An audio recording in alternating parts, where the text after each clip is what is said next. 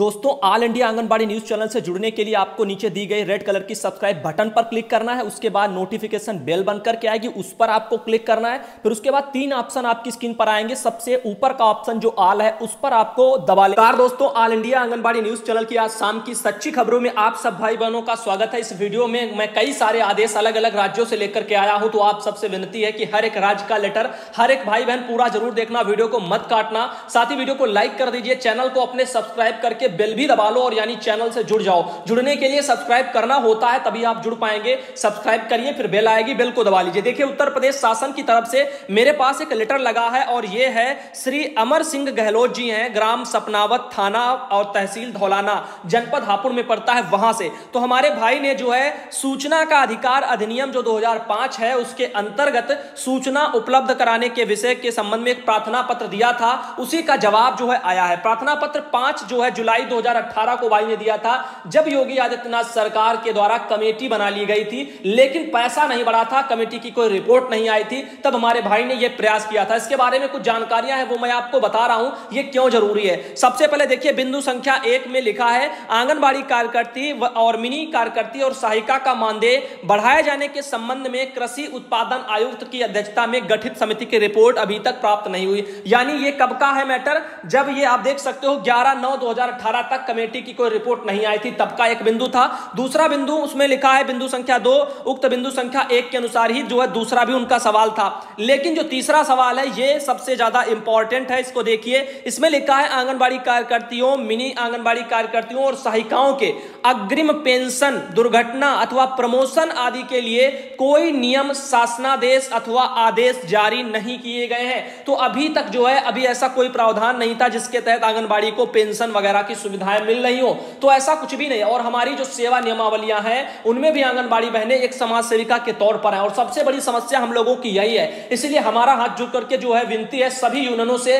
कि आप सब यदि लड़ना ही चाहते हो आंगनबाड़ी बहनों के लिए, तो उनको सरकारी कर्मचारी का दर्जा तभी मिल पाएगा जब आप इनकी सेवा नियमावलियां बनवा पाओगे, इनको समाज सेविका से हटा करके कर्मचारी की श्रेणी में आप ला पाओगे। तो आवाज यदि आपको उठानी है, इनको कुछ भी देना है, तो आप अच्छे बिंदुओं को लेकर के लड़िए। यानी आंगनबाड़ी को यहां पर उनकी सेवा नियमावलियों में बदलाव बहुत जरूरी मांगता है, क्योंकि जब भी कोई कर्मचारी की श्रेणी में सरकार लाभ देती है, कुछ भी होता है तो कर्मचारियों पर ज्यादातर लागू होता है, समाज सेवी लोगों पर नहीं होता है। तो यही समस्या है कि आज तक आंगनबाड़ी बहनों का कुछ नहीं हुआ। लेकिन अब लोगों के मन में सवाल भी उठेगा, क्या हमारे यूनियन नहीं जानते कि यहां पर जो है आंगनबाड़ी की नियमावलियां ही बदलना बहुत ही जरूरी है। सबसे मेन जड़ यही है, और जब तक नींव मजबूत नहीं है तब तक उस पर कोई मकान भी टिक नहीं सकता। और यही कारण कि आज तक आंगनबाड़ी बहनों, आप लोगों के यहां कोई भी समस्याएं यदि उठती हैं, चाहे वो पैसे बढ़ाने को, वेतन को लेकर के हो, कर्मचारी की श्रेणी में हो, या अन्य तरह के जो भी लाभ होते हैं उनसे हम लोग वंचित रहते हैं। तो अभी हमारा आप लोगों को बस यही सलाह है। विजय प्रताप सिंह जी थे जन सूचना अधिकारी, उन्होंने ये सूचना हमारे भाई के मांगने पर जो दी थी, अमर सिंह गहलोत भाई, तो बहुत बहुत धन्यवाद। ऐसे सभी भाई अपना प्रयास करते रहे, सूचना वगैरह अपनी मांगते रहे।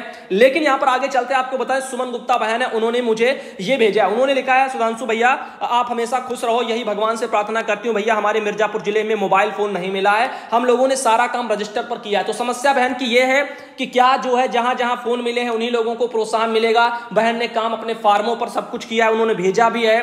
तो क्या उनका कहना है हमें ये पैसा नहीं मिलेगा 1500 प्रोत्साहन? तो बहन मैंने कुछ दिन पहले, आपको याद होगा सभी भाई बहनों को, लगभग 27 से के बाद में 28 या 29 में मैंने आप लोगों को जानकारी करके बताया था। साइमा बहन ने सब कुछ बता दिया था हमें क्या क्या प्रोत्साहन राशि में चल रहा है, और उन्हें ही मात्र उत्तर प्रदेश में जानकारी है कि 1500 प्रोत्साहन में क्या चल रहा है, और उसके लिए वो आगे अपना प्रयास भी कर रही है। लेकिन यहां पर समस्या यह, अब मैंने अपने बाकी के यूनियनों से मैंने पूछा भी है, आप सब अपने स्तर से पता करो, सच्चाई और भी निकल के आए तो ज्यादा अच्छा रहेगा, लड़ने में मजबूती मिलेगी, पता भी चलेगा कि मुख्यमंत्री जी इस पर क्या कहना चाहते हैं और भी लोग निदेशालय में क्या कहना चाहते हैं, तो ज्यादा अच्छा रहेगा। लेकिन मेरे कहने के बावजूद, इतना सब करने के बावजूद, अभी तक किसी यूनियन वालों की तरफ से कोई मेरे पास बयान नहीं आया है जिसमें वो लोग जो ये कह रहे हो कि 1500 प्रोत्साहन राशि में क्या चल रहा है। यहां तक ये तो छोड़िए, 1500 प्रोत्साहन गोला में, गोरखपुर के गोला में आंगनबाड़ी बहन, उनकी डेथ को लेकर के अभी तक किसी ने नहीं कहा कि उनकी गोरखपुर में बहन को बीमा कवर वहां के यूनियन ने दिलवा दिया, जबकि 4 यूनियन के बड़े बड़े धुरंधरी बहनें और भाई वहां पर हमारे विराजमान है, फिर भी एक बहन को एक न्याय नहीं दिलवा पा रहे हैं। अब समस्याएं यही है ना कि करता कोई और है,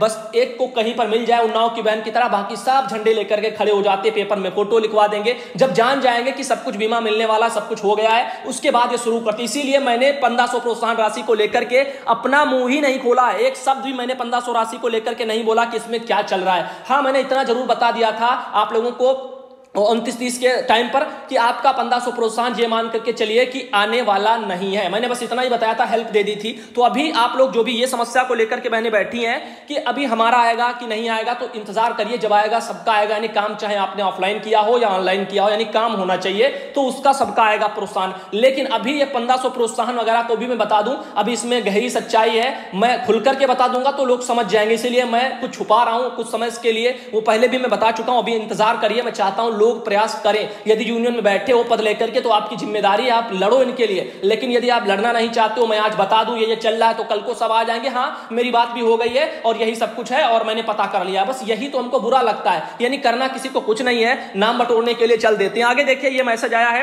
हमारे पास, बहन है रेखा बहन और आपकी बिहार से हैं। दरअसल बहन की समस्या यह है कि आप सब जानते हो डीबीटी की जो व्यवस्था है बिहार में वो लागू है। THR वगैरह का सब पैसा जो है लाभार्थी के खाते में सीधा भेजा जा रहा है। अब पिछले महीने में जो पैसा भेजा गया बहनों को पता था, तो बहनों ने हमारी क्या किया, अपना पोषाहार जो मोबाइल में दैनिक पोषाहार में भर दिया। लेकिन अभी बहन का कहना है अगस्त में, हमें तो पता ही नहीं है लाभार्थी के खाते में पैसे आए हैं या नहीं आए हैं, कब आएंगे। तो कहती हैं कि हमारे ऊपर के अधिकारी जो बोल रहे हैं दैनिक पोषाहार में भरने के लिए THR वगैरह सब, तो हम कैसे भरें, हम जब हमें पता ही नहीं तो हम क्यों भरें। वो बिल्कुल यही सच है। और बहन इसके लिए मैं आपको बता दूं, आपके वहां बिहार में यूनियन प्रयास कर रहे हैं मेहनत और दिल से, और वो अपना सारा काम करें। हड़ताल के लिए भी उन्होंने लेटर लिखा है, सरकार को भी लिखा, और सरकार का जवाब भी आया था, ऐसा नहीं है। निदेशालय से लेकर के सचिव को लेटर भी जा चुका है, मैंने लेटर भी बहन दिखाया था आपकी समस्याओं को लेकर के। आगे बता दें, अगला मैसेज मेरे पास देखिए, एक ये आया है, यहां पर लिखा है अभी तक कोई पैसा अकाउंट में नहीं आया। हमारी एक बहन है, उनकी समस्या देखिए, एक लेटर उन्होंने अपना लिख करके भेजा था।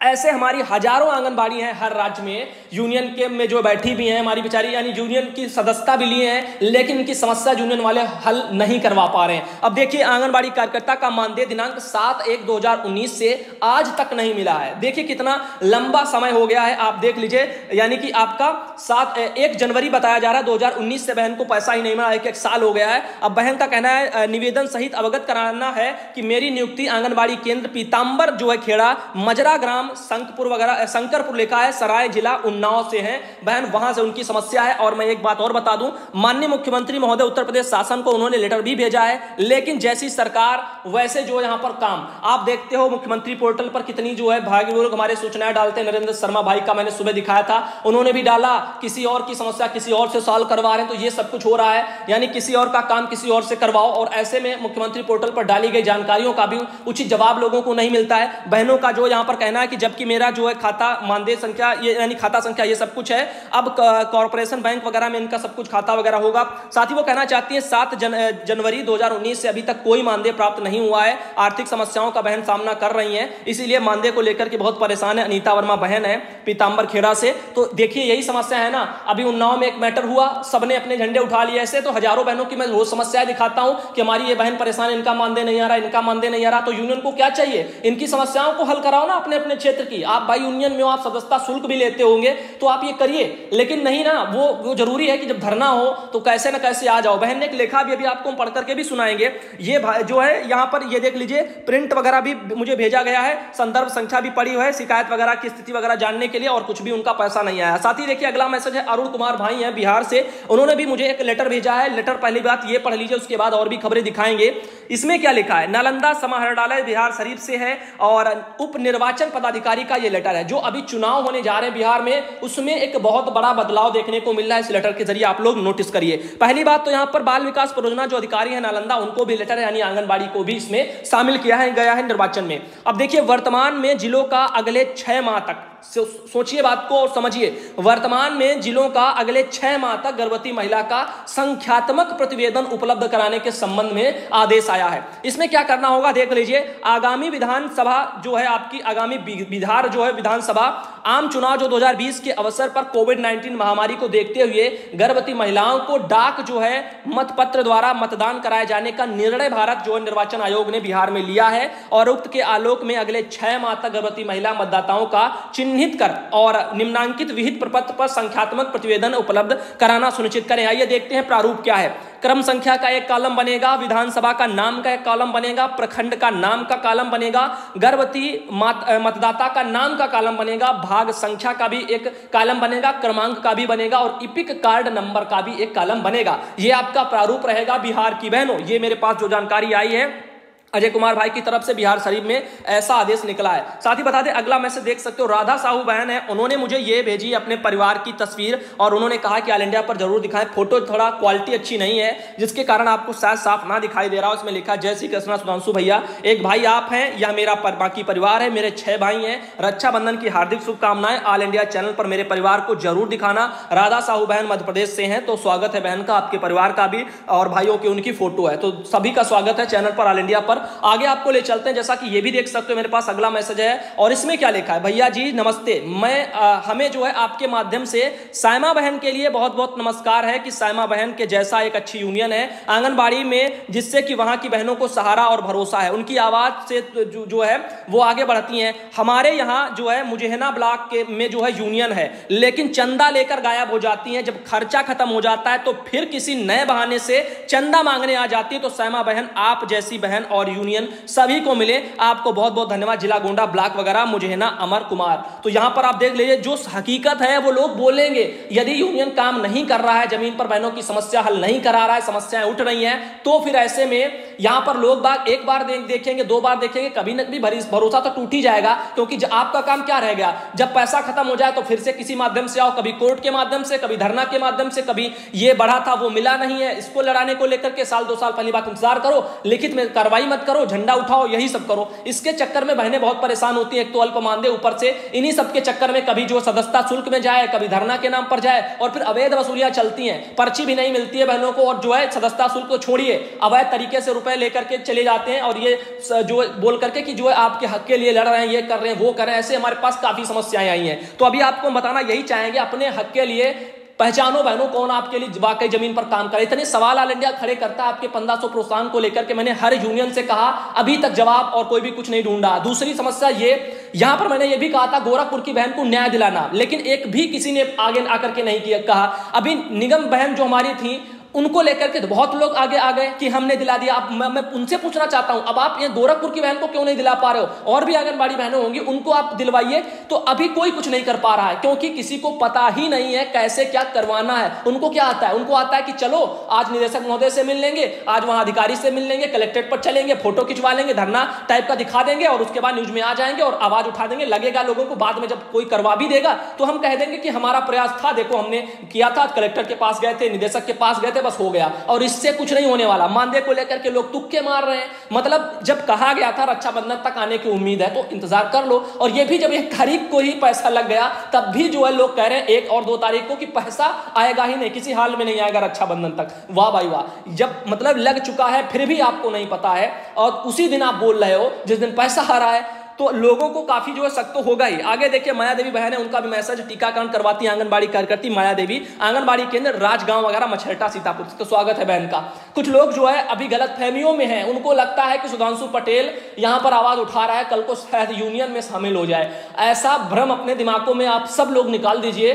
सुधांशु पटेल की राहें अलग हैं, क्योंकि हम समझते हैं यूनियन में रह करके कोई झंडे नहीं गाड़ लिए, किसी ने भी नहीं गाड़े हैं और ना ही कभी गाड़ सकता है, क्योंकि यूनियन जब अच्छा है ही नहीं, उसमें लोग 4 लोग अच्छे हैं, 4 लोग बुरे हैं। अब 4 लोगों के चक्कर में बाकी भी बुरे बन जाते हैं, तो ऐसी जगह जाने के क्या फायदा है। और जो आंगनबाड़ी बहनों की जहां से आवाज उठ रही है, और फर्ज क्या है आंगनबाड़ी की आवाज लगाना, तो हम वो निभा रहे हैं। आंगनबाड़ी बहनों को सही जानकारी देना, क्या आदेश आ रहे हैं, क्या काम करना है, ये दिखाना, ये बताना, वो मैं निभा रहा हूं। मेरे ख्याल से सबसे बड़ी जिम्मेदारी यही है, जागरूकता की, लोगों को जागरूक करना। बाकी यूनियन में जो पद लेना तो कोई बहुत बड़ी बात नहीं है। आप किसी के पास चले जाओ, आप जो बैठा करके आपको दे देगा, यदि आप में कुछ है काम करने की काबिलियत तो वो एक अलग बात है। लेकिन मैं ये भी नहीं कहता कि मैं बहुत बड़ा काबिल वाला हूं, ऐसा मेरा मानना नहीं है। लेकिन मैं बात बता रहा हूं क्योंकि मैं खुद नहीं चाहता किसी यूनियन में जाना, क्योंकि हमारी बहनों की समस्याएं वो सॉल्व नहीं करवा पा रहे हैं। 1500 जाने का बढ़ा था, उसको वो भी दिलवा नहीं पा रहे, उसके बारे में उनको पता तक नहीं है, ना पता कर पा रहे हैं। तो हम क्या करेंगे वहां जाकर के? भाई इससे अच्छा अपना ऑल इंडिया सही है, कम से कम बहनों से सुबह शाम दोपहर बात तो कर लेते हैं। वो अपना दुख बताती हैं, हम उनका दुख यहां पर बताते हैं, लोगों को जो सुनाई देता है। धीरे धीरे शायद आवाज और बढ़े तो कभी ना कभी किसी की नजर पड़ेगी। आगे देखिए अगला मैसेज अनीता देवी दीदी बहन का, और उन्होंने मुझे ये एक लेटर भेजा है। भाई अभी जो आदेश ग्रुप में डाल रहे हैं सीडीपीओ और कह रहे हैं कि शाम तक भेजो, कैसे होगा आप खुद सोचिए।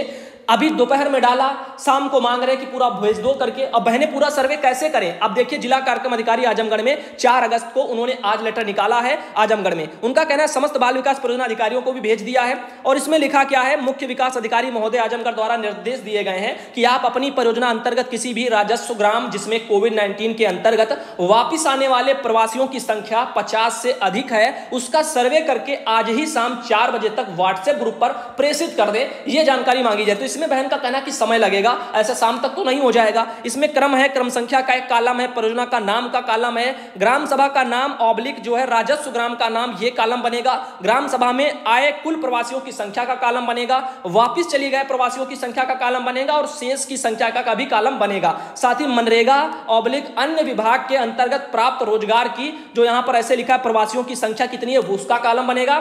साथ ही बिना रोजगार प्राप्त प्रवासियों की संख्या का कॉलम बनेगा। देखिए, प्रवासी अभी क्या था, कोरोना था, कम था तो भागने के लिए परेशान था, गांव आया, आंगनबाड़ी परेशान हुई, घर घर जाओ, पर्चे चिपकाओ, उनकी निगरानी करो और जानकारियां दो।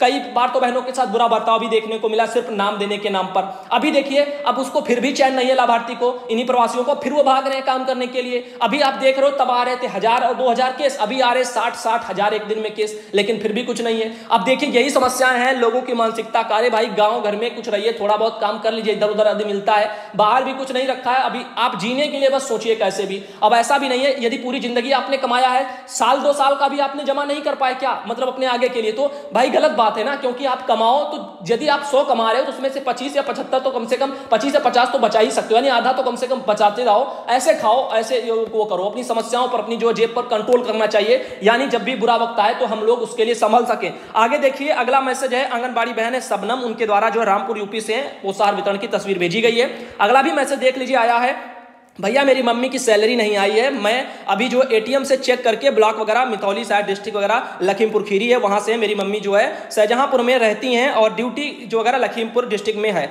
लगती है, तो वहां पर बहुत दिक्कत होती है, उनका ट्रांसफर भी नहीं हो पा रहा है। तो भैया ट्रांसफर को लेकर के जब ट्रांसफर होंगे तभी हो पाएगा, दोनों तरफ से जहां वो चाहती होंगी और जहां वो छोड़ रही होंगी, तो क्योंकि ऐसे कोई पद नहीं छोड़ सकता, वहां पर भी कोई आना चाहिए।